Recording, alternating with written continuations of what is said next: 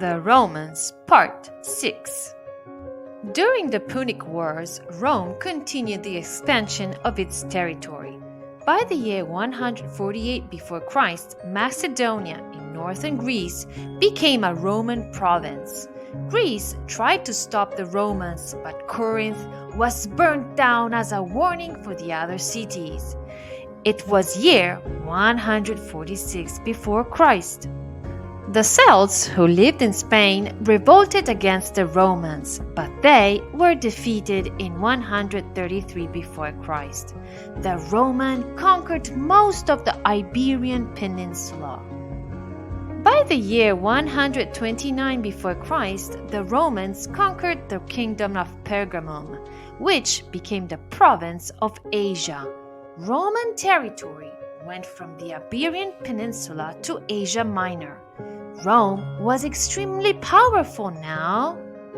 Because of the expansion of the territory, many goods arrived to Rome. Statues and paintings from Greece influenced Roman art and fashion. Things were difficult for farmers.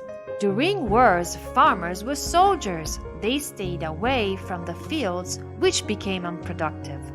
Farmers had to sell their land to the landlords for a small amount of money. They became poor.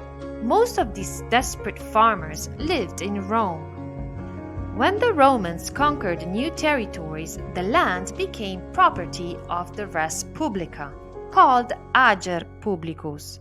The nobles were the ones who took most of the ager publicus and was cultivated by slaves. The nobles became richer and richer, while the free farmers poorer and less in numbers. Caius Tiberius Gracchus was elected tribunus plebis in 133 before Christ. He wanted to redistribute the lands in order to give even small portions to poor farmers. He also proposed to give the citizenship to the Latins and the Italians. Tiberius wanted to put a limit on how much ager publicus a person could have, but for the Senate, this law was intolerable. Tiberius was killed by his enemies of the Senate. In 123 before Christ, Tiberius' brother Caius was elected tribunus plebis. His reforms were even more drastic. He wanted that the already donated ager publicus could not be alienated, so it could not be transferred to the nobles.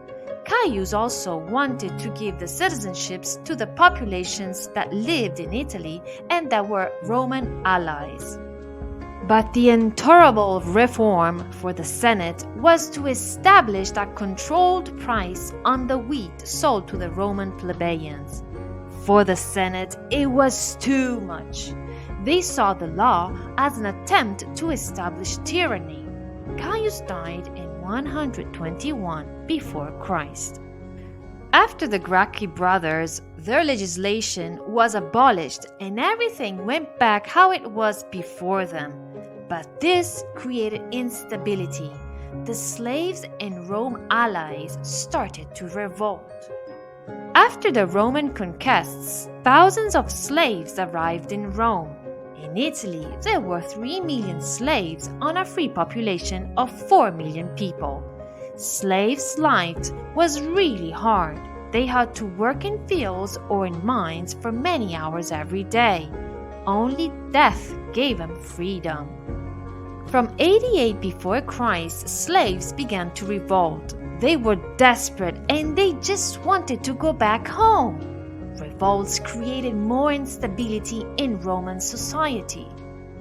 In 73 before Christ, the slaves finally got organized. At the head of 60,000 slaves were Spartacus and Crixus. The Roman army fought against the slaves.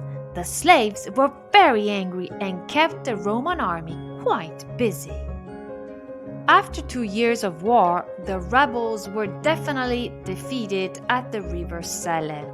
The 6,000 rebel slaves that survived were crucified on the Appian Way from Rome to Capua. The end. Thank you for watching and have